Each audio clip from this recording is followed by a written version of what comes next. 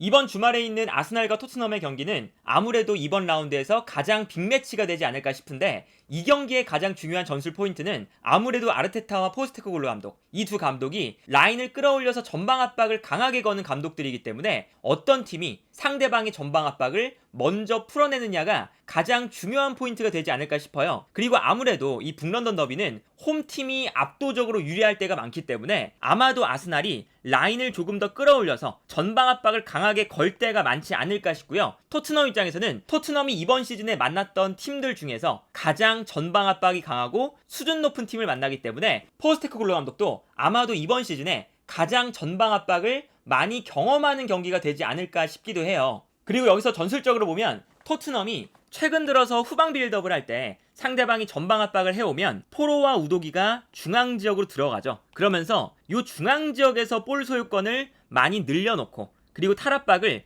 주변에 있는 선수들이 볼을 주고받으면서 해나가는 모습들이 나오거든요. 그리고 이때 단순하게 중앙으로 모여드는 것이 아니라 상대팀 선수들을 안쪽으로 모아놓고 좌우 측면을 넓게 활용을 하죠. 특히나 토트넘이 이 중앙에 모여있는 선수들이 단순하게 중앙에만 모여있는 것이 아니라 전체적으로 모든 선수들이 한쪽 측면에 쏠려서 빌드업을 할 때가 많거든요.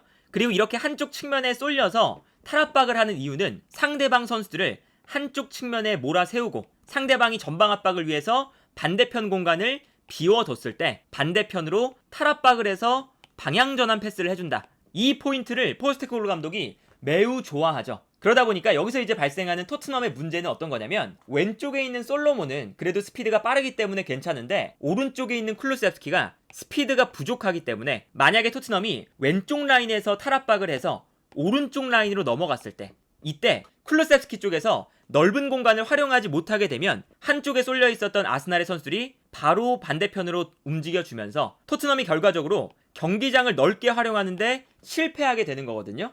그래서 예를 들면 이제 이런 장면이죠. 토트넘이 왼쪽 라인에서 탈압박을 하고 있고, 그러다 보니까 상대 선수들도 한쪽 측면으로 쏠려 있습니다. 그리고 이때 토트넘이 탈압박을 통해서 상대방의 전방 압박을 풀어나온 다음에 반대편으로 뛰어나가는 쿨루세프스키에게 방향전환 패스를 해주고 있어요.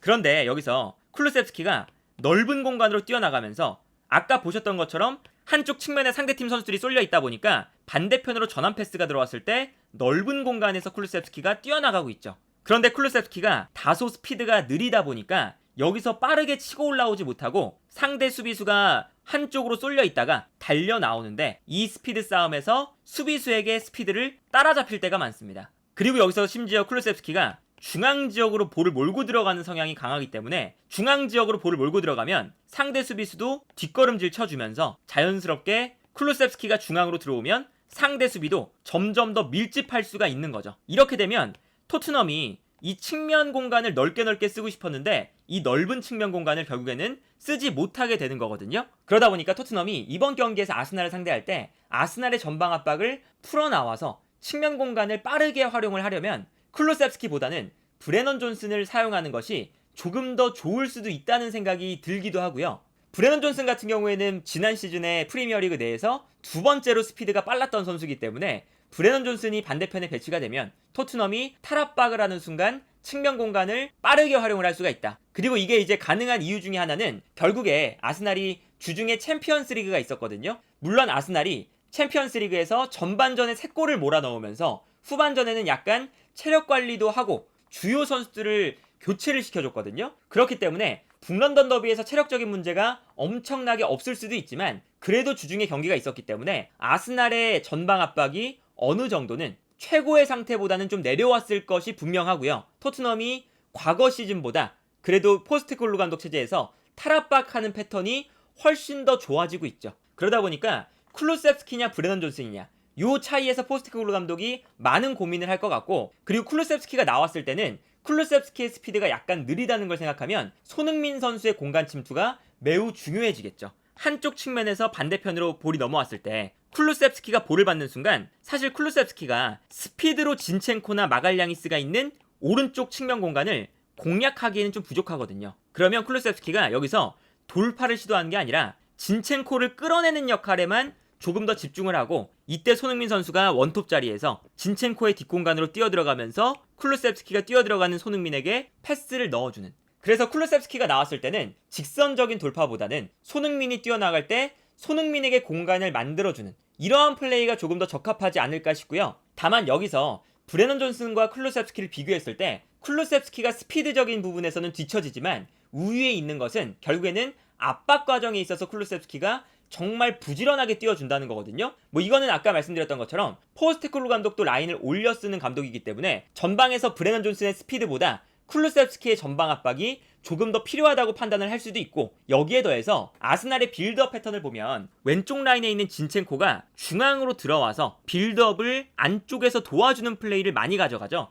그래서 자연스럽게 아스날이 마갈량이스, 살리바, 베나이트, 물론 베나이트가 약간 올라가 있긴 하지만 변형적인 3백 형태를 취할 때가 많아요. 그러면 이 진첸코가 안쪽으로 들어왔을 때 미드필더 싸움에서 지지 않으려면 토트넘의 오른쪽 측면 공격수로 뛰는 선수가 안쪽으로 부지런히 뛰어들어와 줘야 되거든요. 그런데 여기서 브레넌 존슨보다는 쿨루셉스키가 조금 더 안쪽에서 뛸 수 있는 선수이기도 하고, 아스날의 빌드업 핵심이라고 할 수 있는 진첸코를 계속 따라 들어와서 압박을 해줄 수 있는 선수이기 때문에 포스테코글루 감독이 아스날의 빌드업을 방해하는 역할로 쿨루셉스키를 기용할 가능성도 충분히 있다고 할 수가 있겠습니다. 그래서 뭐 토트넘 같은 경우에는 전반전에 쿨루셉스키를 통해서 아스날의 빌드업을 방해하고, 그리고 아스날을 전방 압박을 하면서 계속 불편하게 만들어주고, 아스날의 체력이 좀 떨어져 있을 때 후반전에 브레넌 존슨을 투입해서 수비 뒷공간을 노린다. 이러한 패턴도 아마 좀 생각을 해볼 수가 있을 것 같고요. 그리고 아스날이 전방 압박을 하고 그리고 토트넘이 탈압박을 하는 과정에서 가장 중요한 위치가 또 메디슨과 웨데구르, 이 싸움이죠. 토트넘이 후방 빌드업을 할 때 우도기와 포로가 중앙으로 들어와서 상대 수비도 좀 중앙 지역으로 들어오고, 그리고 토트넘이 안쪽에서 빌드업 패턴을 만들어간다 하더라도 여기서 가장 핵심이 되는 선수는 결국 메디슨이거든요. 메디슨이 얼마나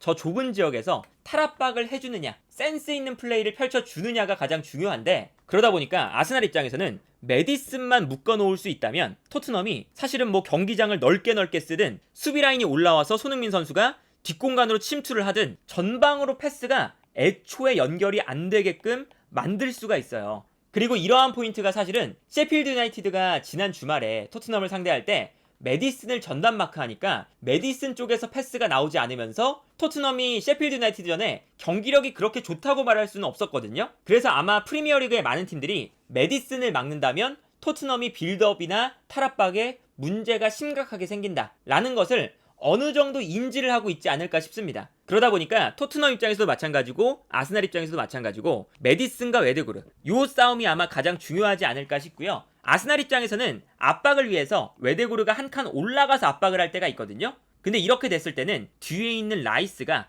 얼마나 메디슨을 잘 잡아주느냐도 매우 중요할 것으로 예상이 됩니다. 그리고 라이스가 이번 시즌에 아스날의 축구에 정말 크게 도움이 되는 게, 아스날이 저 부분이 가장 부족했었거든요. 수비 라인을 올렸을 때 순간적으로 미드필더 라인에서 끊어주는 역할이 강력하지 않으니까, 특히나 토마스 파티가 부상이 잦다 보니까 수비 라인을 올렸는데 미드필더 라인에서 세컨볼 경쟁이나 상대방의 역습을 차단하는 플레이가 부족해서 역습을 당한다. 이게 사실은 지난 시즌 정말 작은 부분일 수도 있지만 맨시티와 아스날의 우승 경쟁에서 차이가 났던 부분이기도 해요. 그런데 라이스가 이번 시즌에 아스날이 사실은 거의 모든 경기를 수비 라인을 끌어올리고 공격적인 압박을 하는데 뒤에서 라이스가 이 수비 라인 커버를 기가 막히게 해주기 때문에 최근 들어서 역습을 허용하는 빈도가 정말 크게 줄어들었죠. 그래서 아스날이 아인토벤과의 챔피언스리그 경기에서도 어느 정도 스코어 차이가 나니까 라이스를 빼줬거든요. 그러다 보니까 웨데구르가 공격적으로 올라갔을 때는 라이스와 메디슨의 싸움,